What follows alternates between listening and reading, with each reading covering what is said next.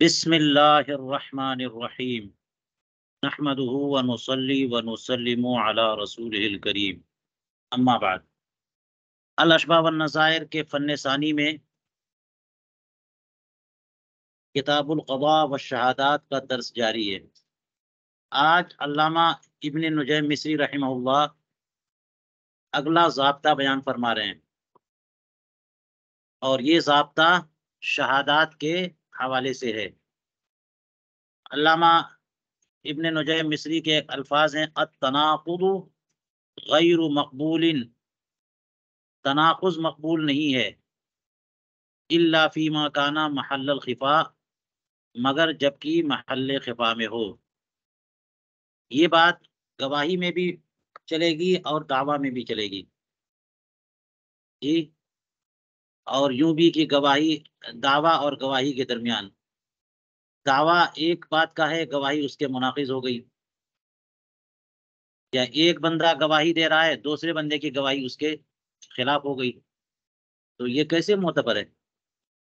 تناقض غیر مقبول جی، تناقض موافقت ہونی چاہیے نا، موافقت ضروری ہے۔ دو گواہ گواہی دیں تو الفاظ اور معنی میں کے اعتبار سے اس پہ گفتگو ہو بھی چکی ہے، تناقض ہو جائے تو پھر بات مقبول نہیں ہوتی۔ اور یہاں پر ظاہر یہ ہے، کہنا یہ چاہ رہے ہیں کہ ایک بار ایک بات کہی اور پھر بات بدل کے دوسری بات کہہ رہا ہے، وہ ایک دعویٰ کیا اور پھر اب اس کے بعد دوسرا دعویٰ کر رہا ہے جو پہلے دعوے کی نقیض ہے، تو دوسرا دعویٰ خارج نہ کیا جائے گا؟ یہ بات بھی آپ پڑھ چکے ہیں۔ اس نے یہ کہہ دیا کہ یہ زمین میری ہے، یا یہ کہہ دیا کہ یہ زمین جو ہے وہ فلاں کی ہے، میں اقرار کرتا ہوں، اور کل کو کہہ رہا ہے کہ یہ زمین میری ہے، تو یہ تناقض ہو گیا۔ تو اگر بینہ کی بنیاد پر قاضی نے فیصلہ کر دیا تو وہ فیصلہ نافذ ہو جاتا ہے نا، لازم بھی ہو جاتا ہے۔ اب اس کے خلاف وہ دعویٰ کرنے لگ جائے تو دوسرا دعویٰ کیا ہوگا؟ خارج ہو جائے گا۔ لیکن یہاں پہ کہہ رہے ہیں، بات تو یہی ہے کہ تناقض غیر مقبول، یہاں پر استثناء بتا رہے ہیں، الا فیما کانا محل الخفا، مگر وہاں اس مقام پر جو مقام خفا ہو، تو وہاں پر اس کی گنجائش نکلتی ہے کہ پہلے جو دعویٰ کیا تھا اس وقت جو بات تھی سامنے اس کے حساب سے دعویٰ کر دیا، اور دو چار روز کے بعد اسے کچھ اور بات معلوم ہوئی جو معلوم ہی نہیں تھی اس ٹائم، اب اس کی وجہ سے نیا دعویٰ کر رہا ہے۔ ٹھیک ہے، اس کی بہترین مثال جو ہے نا، یہ ہو سکتی ہے جو کہ ایک بحث میں آگے علامہ حموی نے بیان فرمائی کہ استثناء کی مثال کے طور پر وارث نے کہا، غور سے سنیے، وارث نے کہا کہ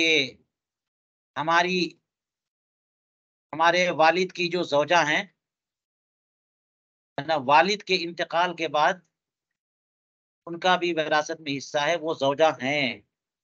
اب اس کے اعتبار سے سب حصہ لگایا گیا تو میت کی زوجہ کا بھی سمن لگا دیا گیا۔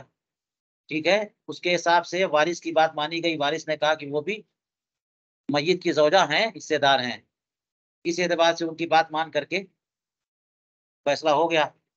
اب کل کو انہوں نے کہا کہ وہ حصے دار نہیں ہے، کیونکہ انتقال سے پہلے والد نے ایام صحت میں ان کو طلاق دے دی تھی، اور بینہ اس پر بھی قائم کر دیا، تو یہ دعویٰ پہلے دعوے کے مناقض ہوا کہ نہیں ہوا؟ یہ دعویٰ قبول کیا جائے گا، اور اب اس کا حصہ جو اس کو دیا گیا ہے وہ حصہ واپس لیا جائے گا، اور اثر نو وراثت کی تقسیم ہوگی۔ بات سمجھ میں آ گئی؟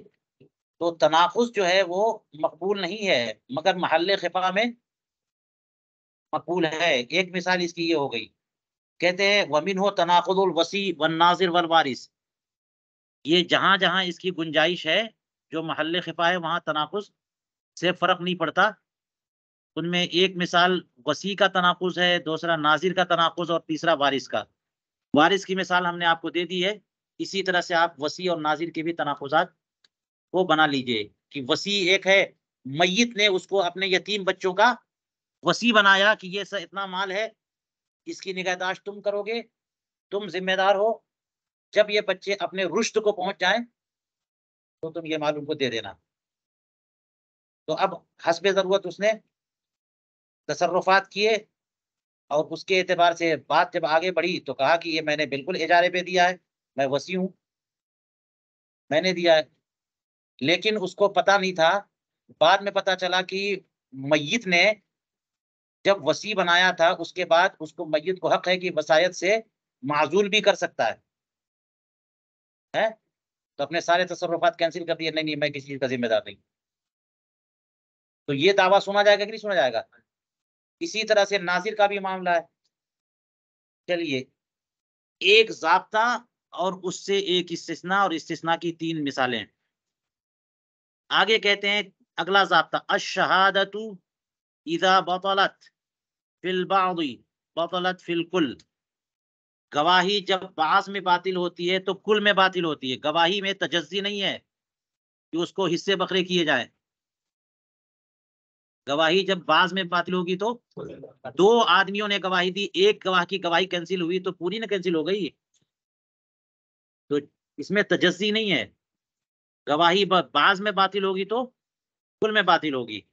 کما فی شہادتی ظہیریہ، جیسا کہ فتاوی ظہیریہ کی کتاب الشہادت میں یہ مسئلہ لکھا ہے۔ یہ ہو گیا ضابطہ۔ اب آئیے استثناء، کہتے ہیں الا اذا کان عبدین، نہیں، الا اذا کان عبدا بین مسلم و نصرانی، یہ جملہ ہونا چاہیے۔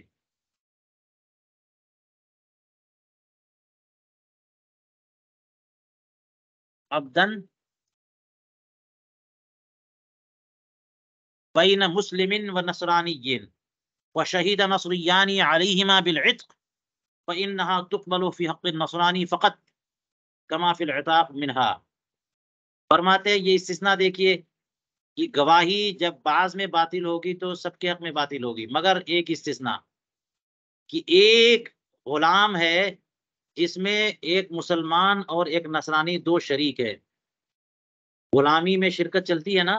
ایک غلام جو ہے، غلام تو مال ہے، جیسے ایک مکان 2 آدمی مل کے خریدے ہیں تو دونوں کی شرکت ہو جاتی ہے، اسی طرح سے 2 آدمیوں نے مل کر کے ایک غلام خرید لیا تو مشترک غلام ہو جائے گا۔ اور یہ نصرانی اگر ذمہ ہے تو معاملات میں تو کوئی خرابی ہے نہیں، خرید و فروخت میں تو مسلمان اور نصرانی نے مل کر کے ایک غلام کو خریدا، دونوں شریک ہو گئے۔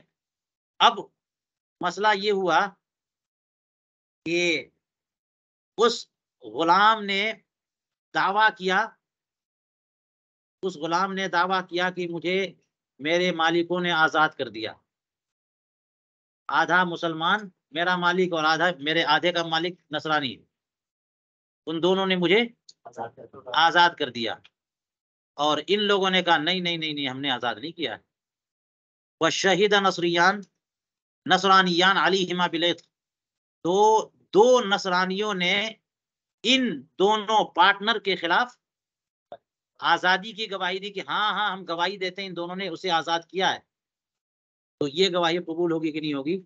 نصرانی کے حق میں قبول کی جائے گی، مسلمان کے حق میں قبول نہیں کی جائے گی۔ انہوں نے فی حق النصرانی کہا، یہ اصل میں یہ مطلب یہاں فی بمانا اعلیٰ ہے، سمجھ لیجیے، ہے نا، کہ نصرانی، ہاں، کیونکہ بات یہ ہے کہ یہ کہنے والے دونوں ہیں کہ ہم نے آزاد نہیں کیا، اور دونوں نے گواہی دے دی کہ ان دونوں نے آزاد کیا، تو اس کی گواہی نصرانی کے خلاف ان دونوں کی گواہی قابل قبول ہے، لیکن مسلمان کی گواہی قابل قبول نہیں ہے۔ مسلمان کے خلاف گواہی قابل قبول اس لیے نہیں ہے کہ اللہ تبارک و تعالیٰ نے کافرین کے لیے مسلمین پر کوئی سبیل نہیں رکھی، کافر کبھی مسلمان کا ولی، ولایت جو ہے نا مسلمان پر کافر کو نہیں دی ہے، تو اس لیے کسی کافر کو کی گواہی مسلمان کے خلاف قبول نہیں کی جائے گی، نصرانی کے خلاف قبول کر لی جائے گی۔ یہ بات سمجھ میں آئی؟ تو نتیجہ یہی نکلے گا، ہوگا کہ آپ بولیے گا یہ غلام بیچارہ پھنس گیا، تو اب یہ نصرانی والا پارٹ جو ہے نا وہ آزاد ہو جائے گا، مسلمان والا پارٹ جو ہے نا وہ آزاد نہیں ہوگا۔ لامحالہ ایسی صورت میں ہوتا یہ ہے کہ وہ بھی آزاد ہو جائے اور اس کی قیمت جو ہے نا وہ نصرانی پر جائے کہ تم نے آزاد کیا، تم ذمہ دار ہو، لاؤ قیمت ادا کرو۔ جیسا کہ اسی کتاب یعنی فتاوی ظاہریہ کی کتاب العتاق میں یہ مسئلہ بھی لکھا ہے۔ چلیے تیسرا ضابطہ، بینۃ النفی غیر مقبولۃ، نفی کا بینہ مقبول نہیں ہے، نفی کا بینہ نفی پر گواہی مقبول نہیں ہے۔ تو اب یہ بات جو ہے نا ذرا میں وضاحت کر دوں ٹھیک سے، کہ جو بھی گواہیاں ہوتی ہے شہادت، اعلیٰ حضرت جگہ جگہ لکھتے ہیں شہادت نفی پر مقبول قابل قبول نہیں۔ کوئی گواہی دے، میں نے گواہی دی کہ فلاں نے کھانا نہیں کھایا، یہ نہیں سنی جائے گی، نفی پر گواہی قابل قبول نہیں ہے۔ بات سمجھ میں آئی؟ اس کے بعد استثناء کریں گے 10 مسائل کا، اور اسے سمجھنا ہوگا، لیکن پہلے یہ تو سمجھ میں آ جائے کہ نفی پر گواہی کیوں قابل قبول نہیں ہے، کیوں مسموع نہیں ہے۔ اس لیے آپ دیکھ لیجئے، ایک بات تو یہ ہے کہ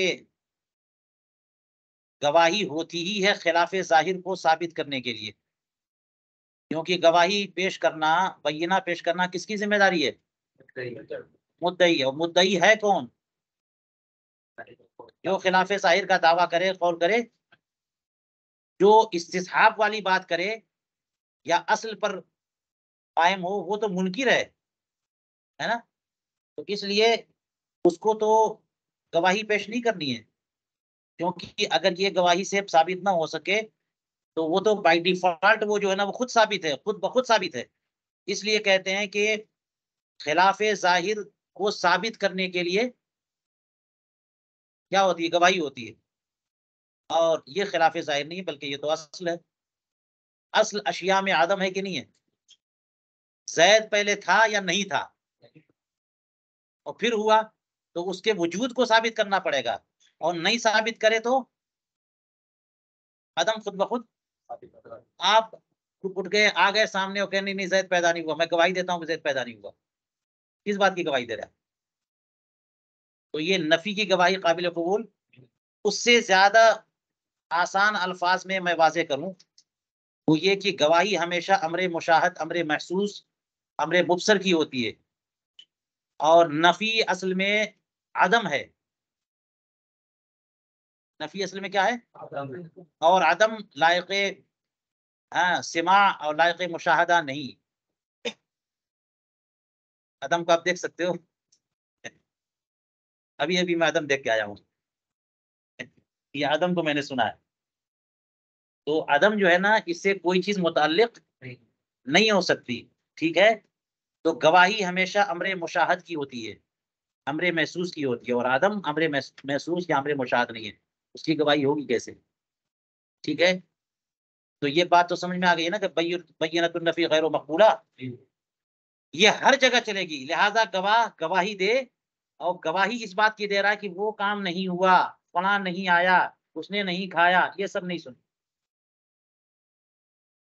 الا فی عشر، مگر 10 مقامات مستثنا ہے کہ وہاں نفی کی گواہی بھی معتبر ہے، قابل قبول ہے۔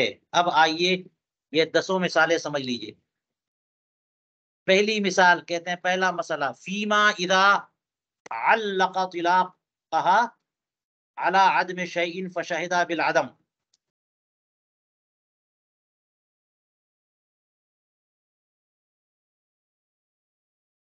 اس صورت میں پہلی مثال کہ نفی کی گواہی بھی معتبر ہے،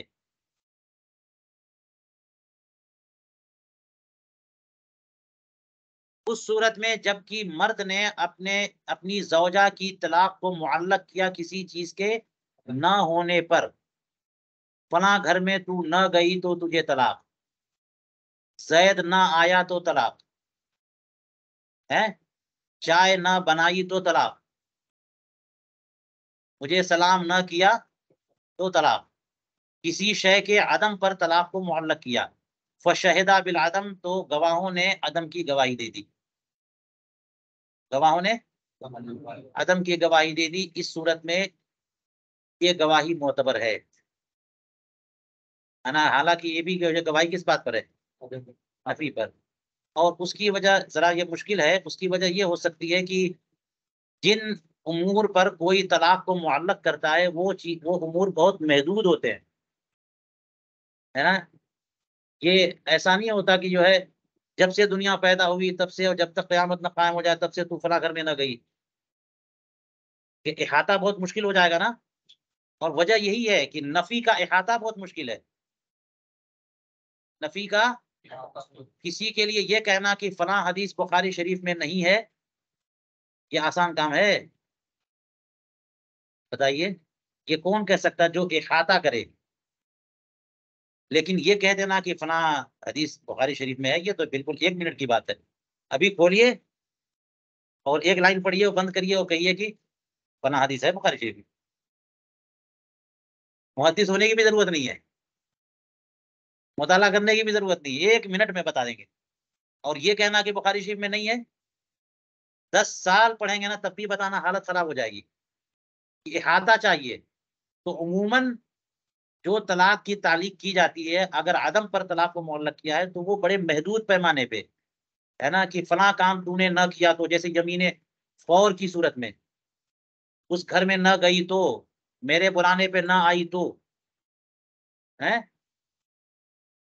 یا میرے گھر نہ آئی تو، ان سب چیزوں پہ یعنی عدم پہ اگر معلق کیا ہے تو یہ بڑے محدود ہے. اور اس کو دیکھ لینا بڑا آسان ہے کہ نہ آنا دیکھا جا سکتا ہے. تو آنا جب نہ نظر آیا تو ثابت ہو گیا کہ وہ نہ آئی. بات سمجھ میں آئی؟ اور طلاق چونکہ معاملہ فروج کا ہے اور فروج کے معاملات جو ہے نا اس کا مدار احتیاط پر ہے. اس کا مدار احتیاط ہے. تو اس لیے ایسی صورت میں یہ باتیں قابل قبول ہو جاتی ہیں کیونکہ احتیاط پر مبنی ہے. ٹھیک ہے، یہ ایک مثال ہو گئی. دوسری صورت وفیما اذا شہیدہ انہ اسلم ولم یستثنی، اس صورت میں بھی نفی پر گواہی مقبول ہے جبکہ دونوں گواہوں نے گواہی دی کہ فلاں شخص مسلمان ہو گیا اور اس نے استثناء نہیں کیا.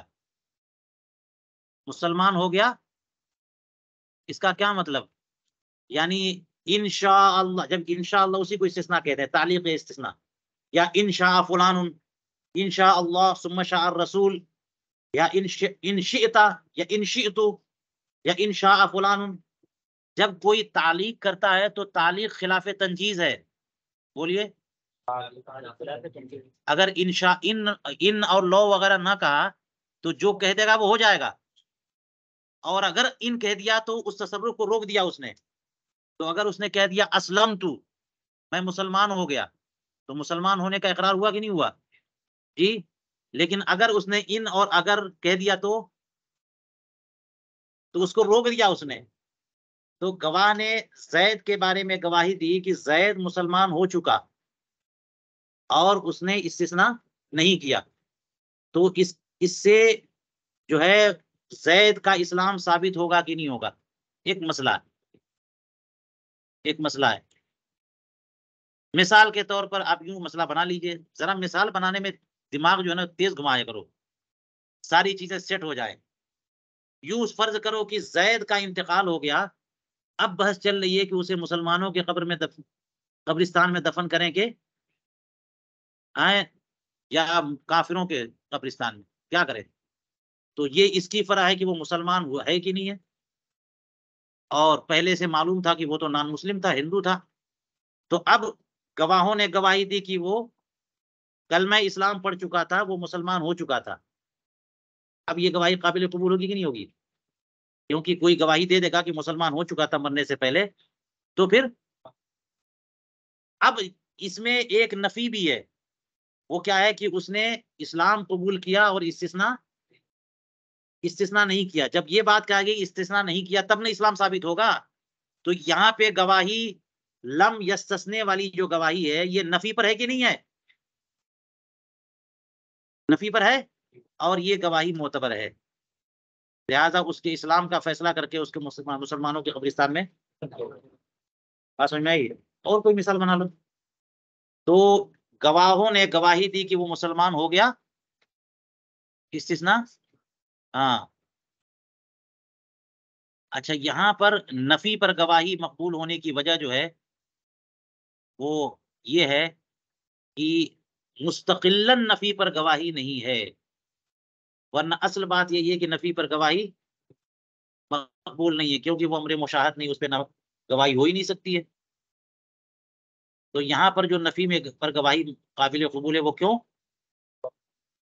کیونکہ وہ جو ہے اس سے پہلے وجودی امر پر گواہی ہے، اس بات پر گواہی ہے، گواہی اس بات پر ہے کہ وہ مسلمان ہو چکا، اس نے کلمہ اسلام پڑھ لیا اور استثناء نہیں کیا۔ تو ایک گواہی کا جو حصہ ہے وہ دو حصے ہیں، پہلا حصہ کیا ہے؟ مثبت ہے، دوسرا منفی ہے۔ تو یہ منفی جو ہے نا مثبت کے ساتھ ہو کر کے یہ گواہی معتبر ہو گئی۔ وفیما اذا، یہ دوسری صورت تھی۔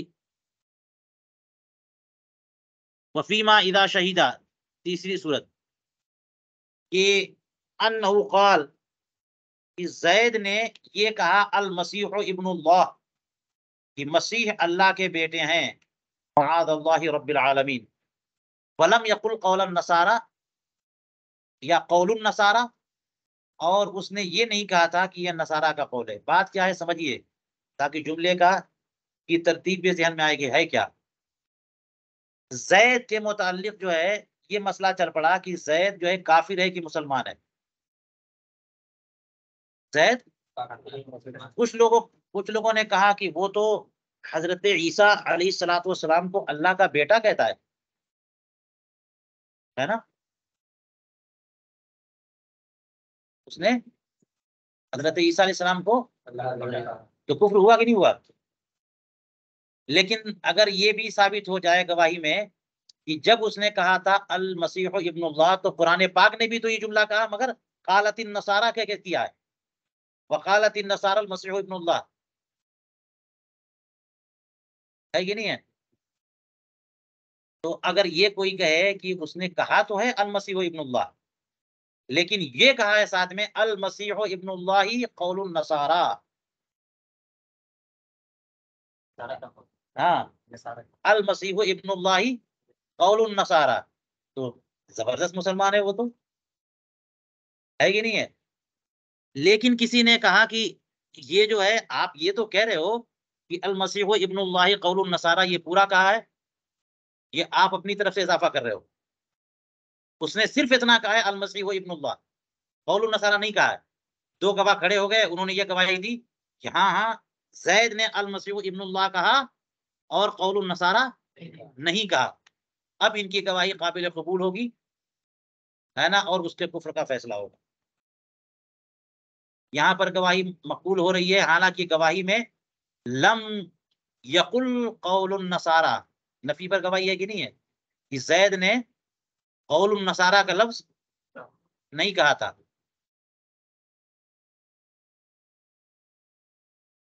اچھا، یہاں پر علامہ حموی نے جو بحث کی ہے، میں نے دیکھا اسے، ایک جگہ یہ بات بھی پیش کی انہوں نے کہ کیا وجہ ہے کہ یہاں پر نفی پر گواہی معتبر ہو رہی ہے، کیونکہ اصل کے خلاف ہے نا یہ۔ تو نفی پر گواہی معتبر ہونے کی وجہ ایک تو وہ جو میں بتا چکا ہوں آپ کو کہ مستقلاً نفی نہیں ہے، یہ مثبت کا اس بات کا حصہ ہے یہ۔ تو اس کے ضمن میں یہ چیز، بہت ساری چیزیں جو ہے نا قصداً ثابت نہیں ہوتی لیکن ضمناً ثابت ہو جاتی ہیں۔ لیکن ایک دوسری وجہ یہ ہے کہ یہ اگر غور کیا جائے تو یہ آدمی نہیں بلکہ وجودی ہے۔ وہ کیسے؟ کہ جس نے کہا کہ زید نے کہا ہے المسیح ابن اللہ، اور اس کے بعد زید خاموش ہو گیا، اس نے قول النصارى نہیں کہا، تو قول النصارى نہیں کہا، اس کے کہنے کے لیے تحریک شفتین ضروری ہے کہ نہیں ہے؟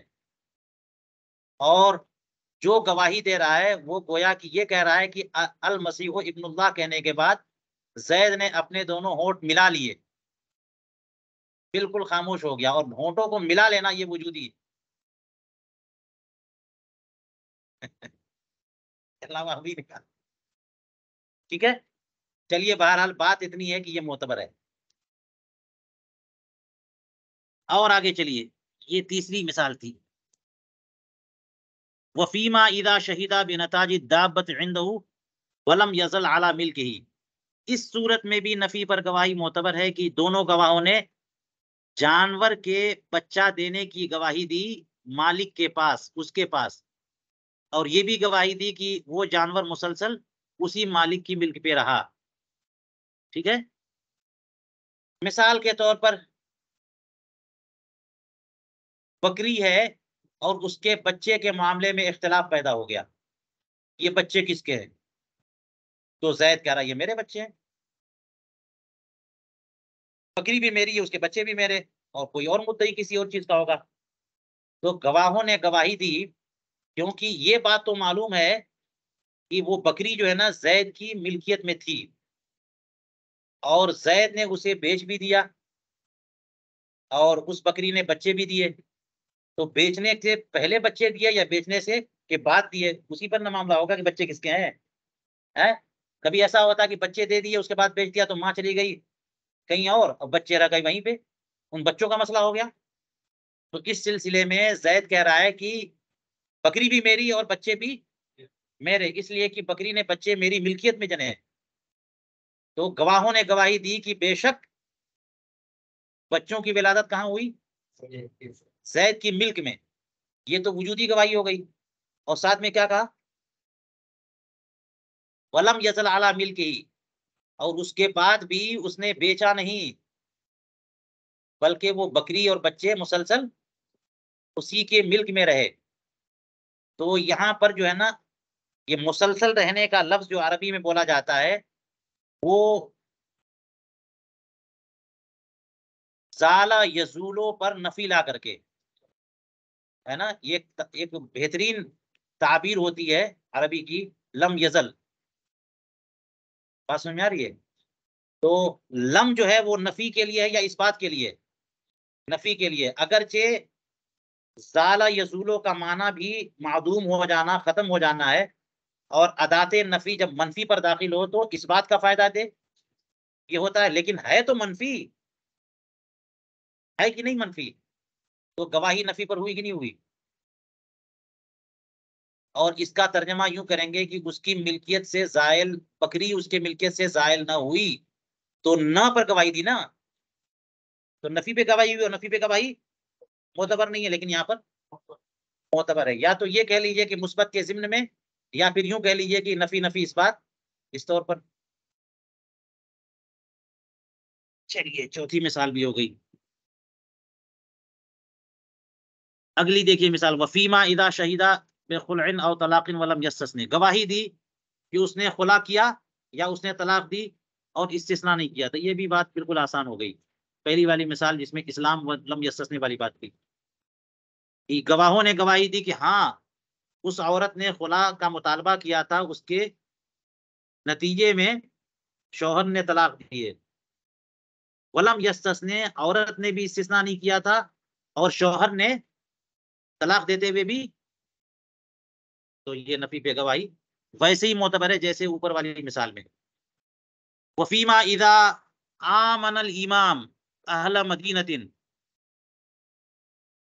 وشہد ان ہؤلاء لم یکونوا فیہا وقت الامان، یہ اگلی مثال ہو گئی.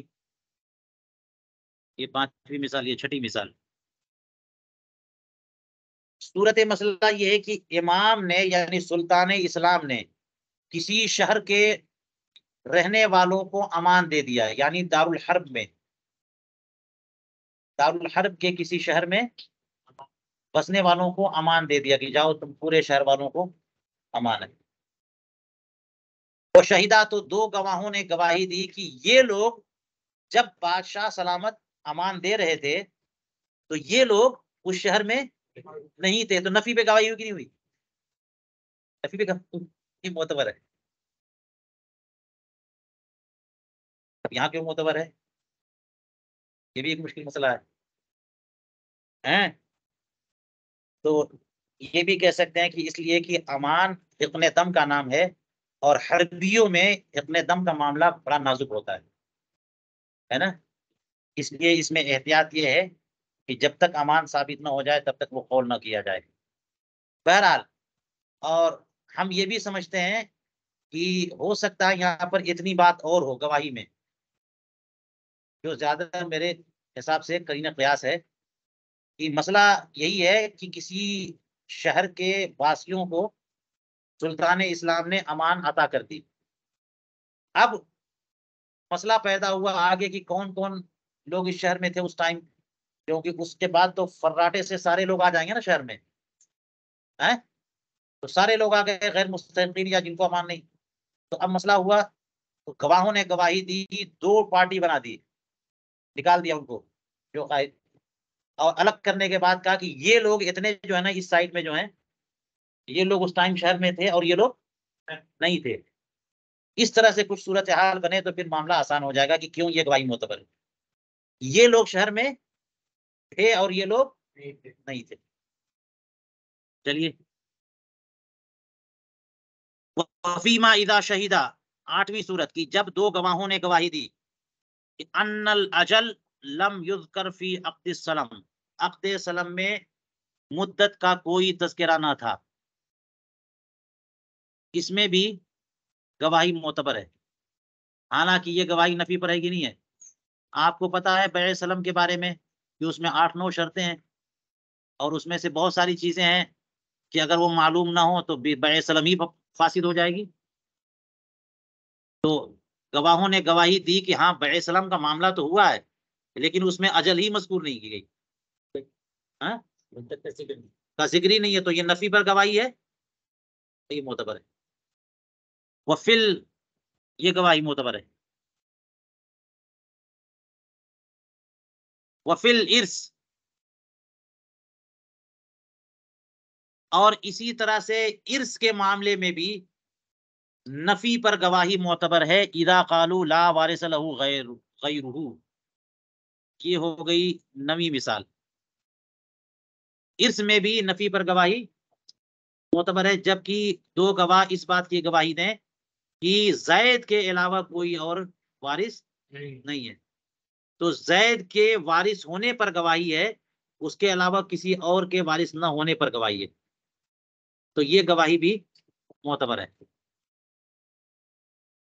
10ویں مثال استثناء کی، کہتے ہیں کہ وفیما اذا شہیدا انہا ارضعت الذئب بلبن الشاة لا بلبن نفسها، اس صورت میں بھی نفی پر گواہی معتبر ہوگی، جبکہ دو گواہوں نے گواہی دے دی کہ عورت نے اپنے سوت کو بکری کا دودھ پلایا، نہ کہ اپنا. یہ مسئلہ آپ کو معلوم ہے، فقہ کی کتابوں میں آپ نے پڑھا ہوگا کہ زید نے شادی کی، اس کی ایک بیوی بالغہ ہے اور دوسری بیوی جو ہے نا وہ شیرخوار بچی ہے. کتنی بڑی ہے؟ ابھی 2-4 روز کی بچی ہے. نکاح ہو جائے گا کہ نہیں ہو جائے گا؟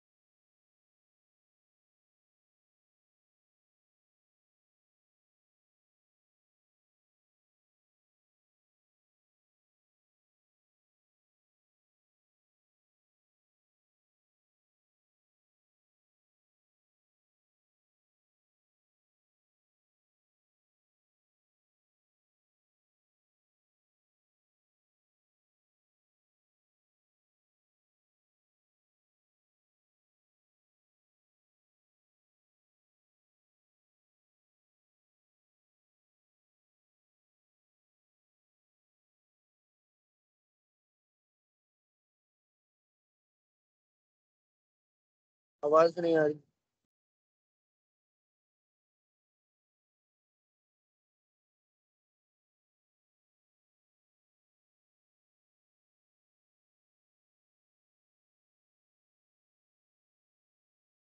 جی آپ لوگوں کو آواز آ رہی ہے؟ جی حضور کیا رہی چلیے ٹھیک ہے.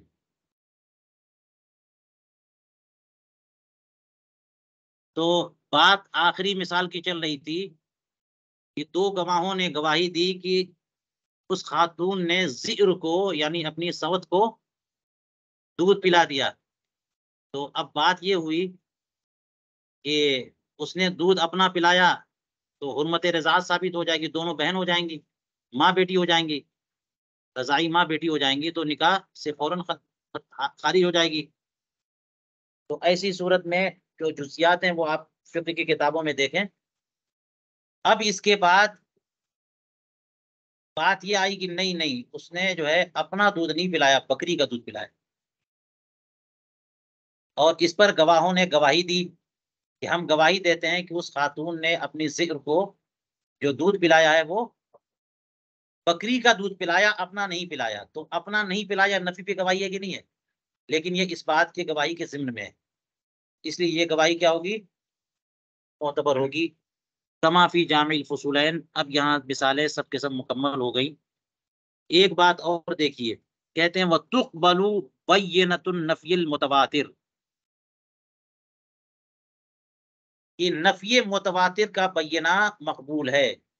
یہ جو آپ انہوں نے کہہ دیا کہ نفی کا بینہ مقبول نہیں ہے، 10 مثالیں مستثنا ہیں، لیکن اصلا نفی کا بینہ مقبول نہیں ہے.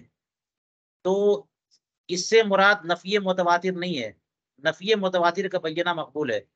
نفی متواتر سے مراد ایسا کیس، ایسا مسئلہ، ایسا قضیہ جو لوگوں میں مشہور ہو، شہرت جو ہے نا تواتر کے درجے کو پہنچی ہو، ہے نا.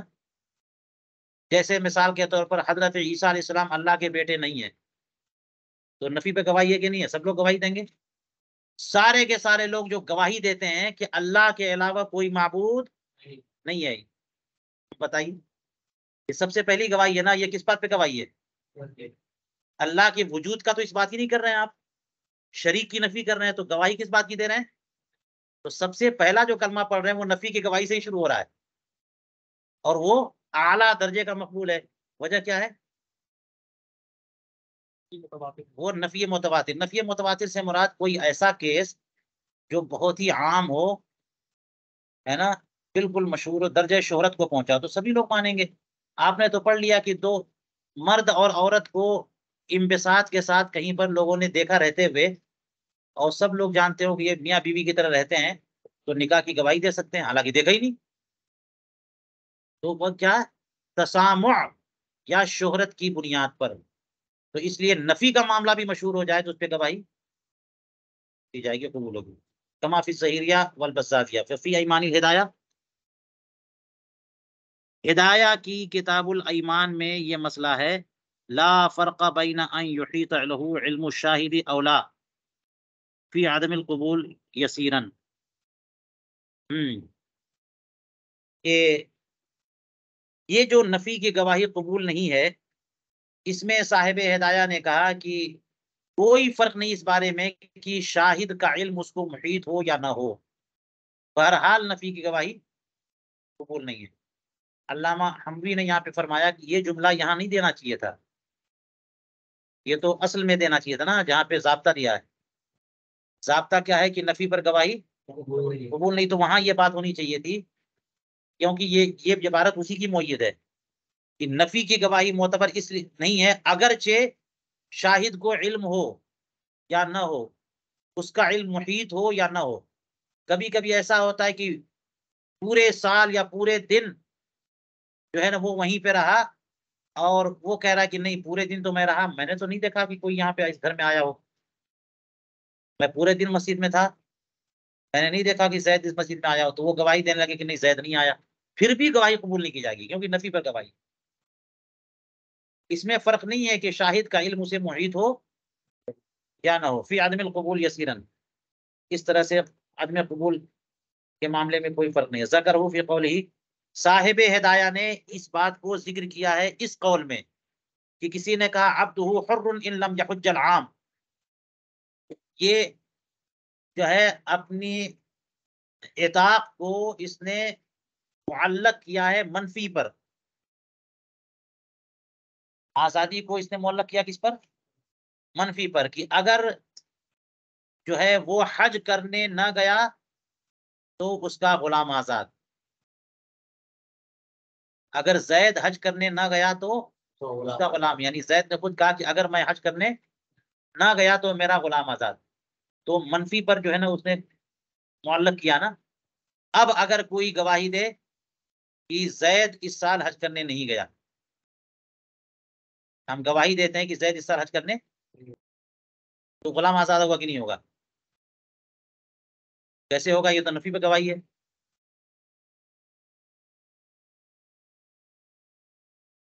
کیسے ہوگا بتائیے؟ یہ بات یہی ہے کہ نفی پر گواہی قبول نہیں ہے۔ اس نے کہا کہ اگر میں حج کو نہ گیا تو آزاد، اب وہ غلام جو ہے دعویٰ کر رہا ہے کہ ہمارے صاحب جو ہے نا وہ اس سال حج کرنے نہیں گئے، تو کہا گیا کہ کیسے پتا تم کو نہیں گئے؟ کہا ہمارے پاس بینہ موجود ہے، 2 بینہ پیش کیا۔ ان دونوں گواہوں نے کورٹ میں کھڑے ہو کے کہا کہ اس سال زید حج کو نہیں گیا، تو یہ گواہی قبول نہیں ہوگی۔ وجہ کیا ہے؟ نفی پر گواہی ہے۔ دیکھیے، لم یحج العام، اس سال اگر حج کرنے نہ گیا تو اس کا غلام آزاد، فشہدہ بنحرہ بالکوفہ، تو 2 گواہوں نے گواہی دی کہ زید نے تو کوفے میں قربانی کی ہے۔ اچھا، یہاں پر جو ہے نا یہ گواہی بھی مثبت ہے، مگر پھر بھی چونکہ ضمن میں منفی بات آ رہی ہے اور معلق منفی پہ کیا ہے، تو اگرچہ مثبت کی گواہی دی ہے پھر بھی یہ گواہی قبول نہیں۔ یعنی وہ کہہ رہا ہے کہ ہم نے دیکھا ہے کہ زید نے کوفے میں، یعنی قربانی کے دن جو وقوف عرفہ کا دن اور اگلا دن ہوتا ہے یوم النار، ہم نے تو دیکھا کوفے میں انہوں نے قربانی کی ہے، تو پھر کیسے ہوا کہ وہ مکے چلے گئے؟ تو وہی کہہ رہے ہیں کہ اگر وہ کہے گا، گواہ کہیں کہ اس بات کی گواہی دیں کہ کوفے میں انہوں نے قربانی کی ہے، پھر بھی یہ گواہی قبول نہیں ہوگی۔ کیوں؟ لم یوتق بناء علی انہ نفی المعنى، اس وجہ سے کہ اگرچہ یہ اس بات کی گواہی ہے کہ گواہی دے رہے ہیں کہ اس نے قربانی کی ہے کوفے میں، لیکن یہ معنی کیا ہے؟ نفی ہے، اس معنی میں کہ انہ لم یحج، اس نے حج نہیں کیا، اس لیے اس کی گنجائش نہیں ہے، قبول نہیں کریں گے۔ اور بہت ممکن ہے کہ وہ ولی کامل ہو زید، قربانی یہاں کیا اور حج کرنے وہاں گیا، پھر آ کے قربانی کی، پھر گیا وہاں پہ وقوف عرفہ کیا اور پھر کوفے میں آیا، یا کوفے میں تھا وہاں پہ قربانی کی، وقوف عرفہ کیا اور قربانی وہاں پہ کی، اور پھر یہاں پہ آ کے وہاں حج والی قربانی کی، یہاں پہ آ کے اضحیہ والی قربانی کی۔ بات سمجھ میں آئی؟ کیونکہ اس دن کنکری ماری اور کنکری مارنے کے بعد حلق کرایا، فٹافٹ اس نے خانہ کعبہ کا طواف کیا اور 1 منٹ میں آ گیا کوفہ۔ تو 1 منٹ میں سفر نہیں ہو سکتا کوفے کا؟ ہاں؟ ارے غیر ولی کے لیے ممکن ہے آج کل راکٹ سے۔ چلیے، واللہ تعالی عالم بالصواب۔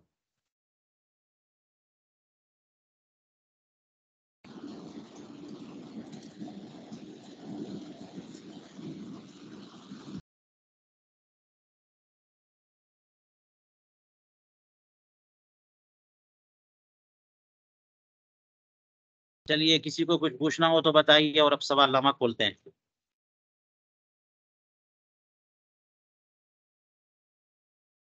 نفی اور عدل میں تو فرق ہے۔ کیا فرق ہے؟ وہ اصلا نادم ہے نا، آپ نفی کو نہیں مت لاؤ، نفی کو نہیں سمجھ رہے ہو کیا؟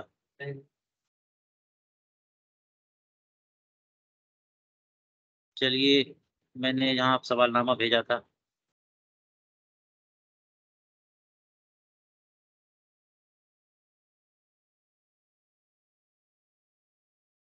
اچھا چلیے، کسی کا کوئی سوال ہو پہلے سوال کی گنجائش دے۔ آج کے درس سے متعلق کسی کا کوئی سوال؟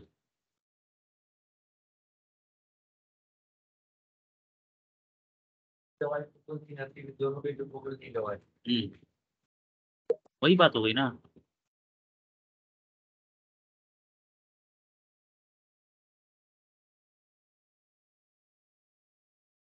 ریکارڈنگ بند کروں؟